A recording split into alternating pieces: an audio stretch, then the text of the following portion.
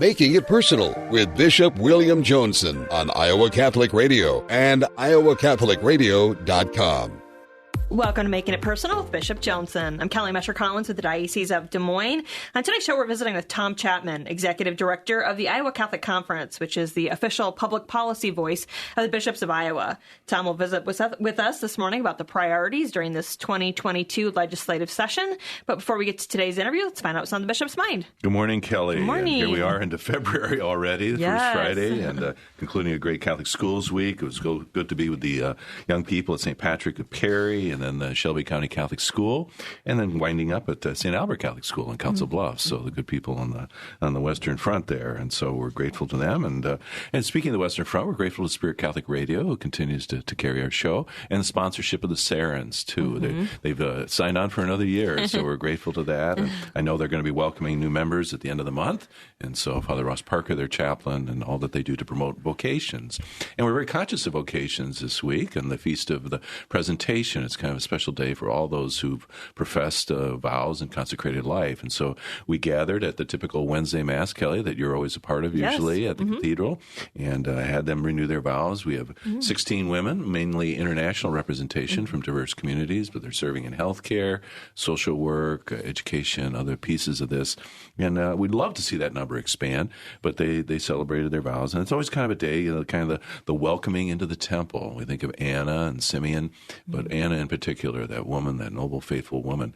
And so these women who have given their lives over to Christ, poverty, obedience, and dedicated themselves and the wholeness of their being, the great witness that they offer. And our Holy Father has kind of held them up as our special intention of this month, that they'll continue to discern their mission, continue to be at work in the world, and be those bold witnesses that they are. Kind of a question mark posed to the world. Why would someone embrace this life? And I know 5 women from Iowa have joined the Dominican Sisters of the Eucharist in Ann Arbor, and so I had a chance to encounter them a couple months ago, and the vibrancy and the joy that they radiate. And so, God willing, maybe someday we can bring them to the diocese too. So that would be something for which we can pray and offer. But I think just that spirit with which each of them, hearing the word, speaking in their heart.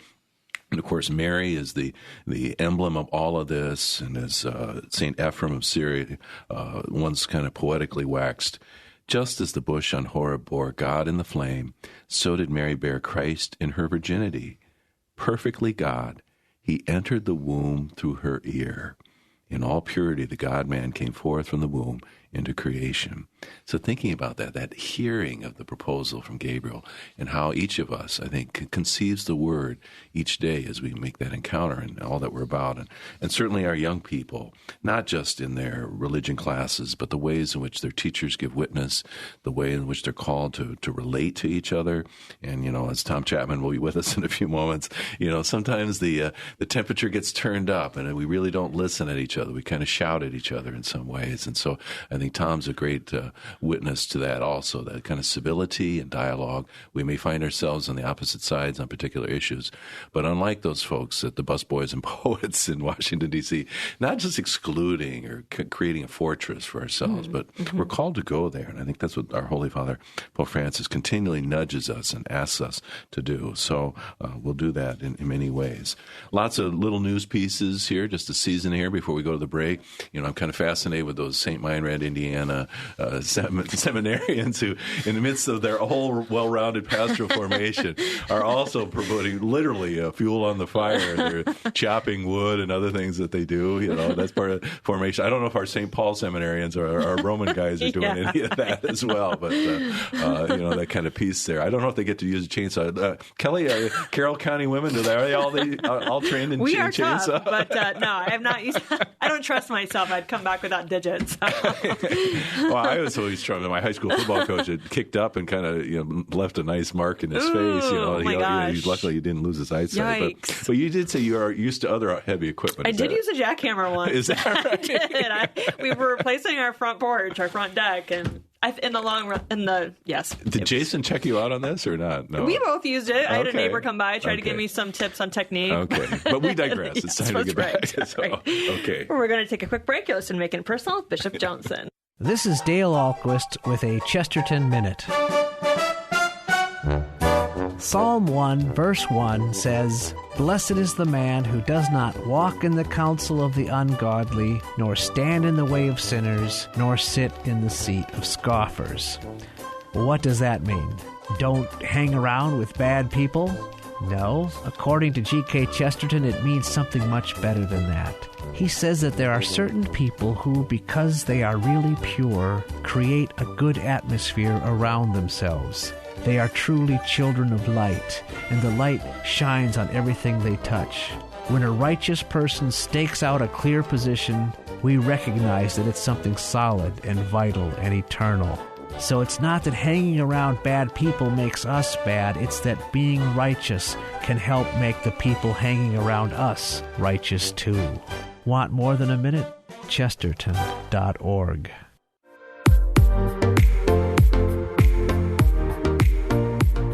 Welcome back. On today's show, we're visiting with Tom Chapman, Executive Director of the Iowa Catholic Conference, which is the official public policy voice of the bishops of Iowa. Tom's visiting with us this morning about the things he's working on for the 2022 legislative session, which kicked off January 10th. And we're almost a month in already to this session. And so, Tom, it's so good for you to make time for us here. We really appreciate that. A great friend of the church's position, a great ability to speak and articulate some of these things. Apparently, even sometimes in qualified states of consciousness. Yeah, no, I was just saying I woke up from a heart procedure once, and apparently I gave my whole faithful citizenship presentation when I was under. So, it just wind me up and set me it's good off. that the medical staff had a chance to hear that. Yeah, that's right. I'm always evangelizing. Right. We know you go all over the state, for all four dioceses, but we're privileged that, Des Moines, obviously, with the center of government, that you make your home here, and St. John and Paul Parish in Altoona and things. So kind of the connections that you have for us as well. So a lot of attention when the Governor Reynolds gave her condition of the state. It seems taxes and education are among the things. But what are some of the top priority items that you see emerging now as we've kind of moved into this session? Well, I think the governor's proposal for education is something that we're very interested in, and we've had a lot of meetings with her and other people in the Parental Choice for Education Coalition, over the past years. And the governor suggested a education savings account program that she's calling Students First. And so that would provide $5,400 to a great number of public school parents who would like to transfer into an accredited non-public school. Their income level would have to be 4 times the poverty level or less. So if you had 2 adults and then 2 children in the home, that would be about $106,000. So anyone that made less than that would be eligible to apply. And that's the combined income of both Combined parents. of everybody. Yeah. Yep. Mm-hmm. So they could apply, and there's a limit of $10,000 scholarships that the governor is suggesting. So I think there would be more need and interest than that. So that'll create its own pressure, I think. But, obviously our perspective is we generally support the idea.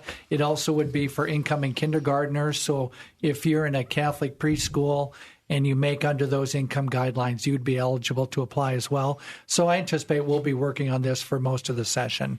And this is really a new initiative that's been kind of talked about over years, but this is kind of breaking the ice on something. Yeah, certainly in Iowa, we've had the school tuition organization program, which was providing, well over $100 million in scholarships over the years. And so that's been great for lower income kids to go to a Catholic school.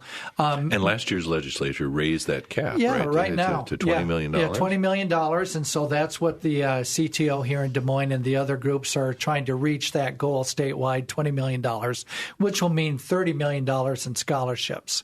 So it's really an amazing program, and we're happy to have it and appreciative of the bipartisan support we've had over the years for that program.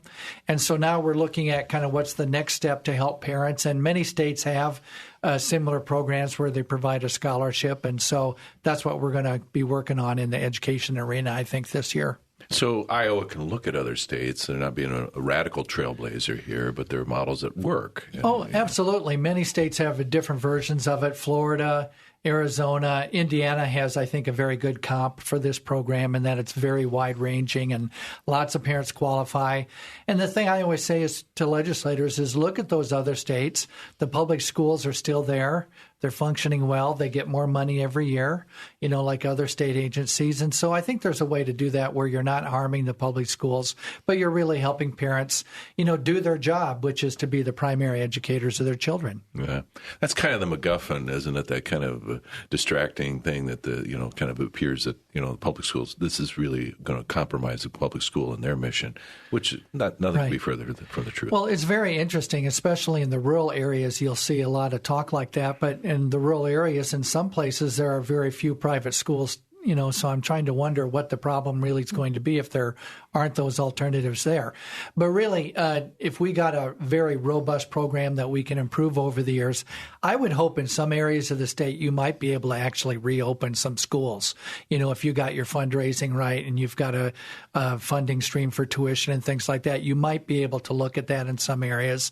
And that's, to me, that's the goal, is to help parents get a variety of choices. Most parents are going to want to be in the public school, and that's great. We got to have great public schools. Mm-hmm. And Iowa has a great tradition in that regard as well. So, but do you think the pandemic is, added motivation in this regard, or is it No doubt. I mean, I think for the first time, many parents really grappled with how their children were being educated. It was kind of fire and forget before, but now they see, they're at home. Here's what the teacher's teaching. Here's what they're doing. They're going to school part-time. I think parents really looked at that and said, oh, well, maybe this isn't what I want for my child, and so they look at alternatives. And so, it's a bad pandemic, but I think people did really start to look at how their kids are getting educated, and I think that's helped our argument at the legislature. Yeah. A little undercurrent of the culture wars and the kind of curriculum, is that also, I mean, that's not, the Catholic Church's motivation. Yeah, that's not our issue, but, right. Legislators, as you can expect, have varying opinions and varying ways that they're going about this issue. And what we've seen is that there definitely is, among some legislators, there's some energy there because they don't like what the public schools are doing. And so they want to provide this other choice. And so definitely for some people and for some parents, that's the energy, is kind of more like, we don't like what the public school's doing. From our perspective, people don't realize that the Catholic schools and the public schools really work pretty well together most of the time. And we're very entwined in terms of not money, but policy a lot of the time at the Capitol. And our interests align on some things, and we do work with the public schools on things. And this session, one of the things we're working on with them is going to be some workforce issues as it relates to teachers. And so one of the things that the governor is doing is proposing a $1,000 bonus basically for both teachers in public schools and non-public schools if they're teaching this year and they come back next year, because I think we all know we've lost some teachers from the profession, and that's a big concern. Yeah, that in itself isn't going to be a make or break, but it's a recognition of what they've done and how nobly they've carried out their work and everything, and thankfully recognizing both public and parochial schools. So are these the kind of things we talk about when we talk about school choice, or is there anything more that kind of plays into this? Because we really don't want it to be out of disaffection, but the positive mission that we have and the holistic view of the person that we offer. Yeah, we definitely look at this as the perspective of parents and being the primary educators of their children and just helping them make choices. The state has done that for a long time in the STO program, and we appreciate it. This is, the scholarships are kind of the next step. There's other things that the state has done with tax credits to help people. And so there's a variety of things that we can do. And the key is also making sure that we can live out our mission as Catholic schools. And so that is almost always the first question I get when I talk to a group of parents. It's like, well, if we take this money, there are going to be some strings attached, and how are we going to? And what I tell them, and it's true, if it means that we can't live out our mission as Catholic schools, then we don't want it and we won't participate. But this proposal from the governor, literally says, that the private schools are, have their autonomy and they're not public schools. And I think that's an important principle that we need to keep. I mean, we sometimes speak in the social justice realm of socially responsible investing, in terms of people's portfolios and things. But this is the ultimate socially responsible investing in our young people and giving them that sense of dignity and empowering them. And that faith is something that's not restrictive, but opens their horizons in so many ways. So what a marvelous and beautiful thing. And not just relying on the state, in the Des Moines Diocese, obviously our Ignite campaign and the endowment, our Catholic faithful have stepped up in numerous ways. Some of the parish waves are rolled out as we've announced in our silent phase. We crested over $12 million, and that's kind of a great pulse going forward that we're aiming for $25 million ultimately. That would supplement both the school tuition organization or Catholic tuition organization and these other possible funding sources there. So, and again, people aren't going to just get money that isn't dedicated to education. They can go, fix up their boat or something. Exactly, yeah. I mean, I love that idea in the sense that no matter if the state does what it does, we're still going to have a variety of supports. There's fundraising that needs to happen. We want to make sure that, parishes, I'm sure, will still provide support to Catholic schools, but they have other ministries they need to be concerned about as well. So we want to have all boats rise as we do this. Well, when you're not doing faithful citizenship, we maybe need you to go around and talk about that. But, we're always conscious of the most vulnerable among us. Pope Francis constantly calls us to this, those who are on the periphery. Are there other programs that are trying to lift up the poor and the vulnerable in Iowa? Well, one of the things that we've been spending a lot of time on right now is what we're calling Iowa Moms, which is more options for maternal support. And the idea behind that is to help women in crisis pregnancies who really need support in a variety of ways. And so we'll be asking for some state funding for that. And then there would be a group that would help fund groups. Could be like Catholic Charities if they were interested, could be pregnancy resource centers, really to help with case management, to help with supplies, for the pregnant women and new moms, and also help put them in touch with other resources, for affordable housing perhaps, or point them in the right direction of how they can make sure they can get their medical care, if they need Medicaid, things like that. So many states have similar programs, Minnesota, Missouri, Pennsylvania are some of the well-known ones, Texas.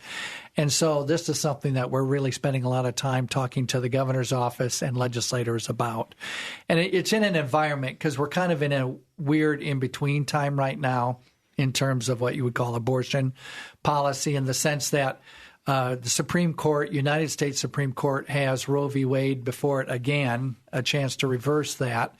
Some people think it will be reversed, in which case, if that comes out this summer. You're talking about the Dobbs versus Jackson Women's Center. Yeah, they have a Mississippi case where there was a 15-week abortion prohibition. And so the court could take a look at that and just say that Roe v. Wade was wrongly decided. And they could say the Constitution of the United States has no right to an abortion, and so states, it's up to you. And then, of course, here in Iowa, we have a fundamental right to an abortion thanks to an Iowa Supreme Court decision. So at least that was the judicial pronouncement. Yeah, I mean, I don't really believe it's there, but, they get to decide the law. But they have actually a case in front of them where they could reverse. So knowing that, to do a lot of policy in the law right now probably doesn't make a lot of sense. And so we're trying to go back to something that literally we talked about 20 years ago and didn't get passed. And we've tried a couple times during my time and it didn't pass, but really try to focus on services for pregnant women and make sure that all of us, and we all need to be ready for this, because if it turns out that the Supreme Court reverses some things, Iowa could become kind of a mecca for abortion. And so we want to be ready to help women in that regard. Or if our Supreme Court decides, that option won't be available anymore, and we still need to be there to help people. So what I'm trying to say is we need to get parishes ready to go. We need to get our state services ready to go just to be in a welcoming mode. And this would seem to me to have wide bipartisan support. Yeah, I think it will have some bipartisan support. I think the problem with the Democrats in this particular area is that this funding would be limited to those groups that do not refer or do abortions. And so that is a deal breaker for many. But I tend to think we will get a bipartisan vote on that. Beautiful. And again, it just really amplifies our witness that we're not just about the child in the womb. We're about the whole continuum of care. We care about moms, dads, and the whole family, culture in that way. So more options for maternal support. Moms kind of resonates with the U.S. Bishop's pro-life affairs, walking with moms in need. Absolutely. That's there, and the initiatives that are there with pregnancy resource centers and other initiatives. So. Yeah, it's definitely intended to work together in the best way we can, and then we'll find out where we are in the law later this year, probably. So. Okay. Any other things for the poor or vulnerable? I mean, support for young people? Are we looking at people who maybe in terms of their incarceration status or any initiatives there? Yeah, there's a couple things. One is we are looking at, and we're part of a big coalition that's working on improving the probation system. So if people make some technical violations, that they wouldn't necessarily just literally be off probation and then back into jail. And so some of those things can include if you're missing a meeting, your car didn't start. In some places in the state, they're pretty hardcore about that, and just, one strike and you're finished up. And so what we would try to do is improve the probation law so there could be at least a couple technical violations where people would not be thrown off of probation. And so we'll be working on that along with a lot of other people. Generally speaking, there's, obviously some county attorneys and other authorities that don't like that idea, but that's going to be something that I think will be a priority later in the session. We're also, there's a lot of bills that are concerned about verification for public assistance. And certainly we're in the boat that says, if only those who qualify should get assistance. And so if there are some technical things that could be done to improve that, that's great. If for some reason inadvertently or deliberately you're using this process to try to cut back on the number of people who need benefits, and take people off of benefits, we would probably drag our feet on that and try to talk about some alternatives, because there are some things that in some of the bills they talk about asset tests, which would be make it much more difficult to get food stamps, for example. And so that's something I think we'd have some concern about as well. But, there's no doubt we can always have better systems for verification and things like that. So that'll be interesting. Yeah, very good. If you'll just hang with us here, we're going to take a little break. We're going to take a quick break. You're listening to Making It Personal with Bishop Joensen on Iowa Catholic Radio and the Spirit Catholic Radio Network. Support for Iowa Catholic Radio is provided by the Sarah Vocations Ministry, including the St. Sarah Club of Des Moines and the Sarah Club of Council Bluffs. Sarah is an apostolate of the Worldwide Catholic Church dedicated to fostering and supporting priesthood and religious vocations. Sarahans strive to accomplish their mission through prayer, fellowship, and service to the bishop, priests, sisters, and all in religious formation, and in doing so to increase their own holiness. Learn more at joinsarah.org, joinserra.org. Thank you, Sarahans, for your support of Iowa Catholic Radio. Support for Iowa Catholic Radio comes from Rick Schaefer of Sullivan Auctioneers, LLC, conducting professional full-service auctions for farmland and farm machinery since 1979, and Sullivan Land Company Real Estate Brokerage, 515-313-5508, sullivanauctioneers.com.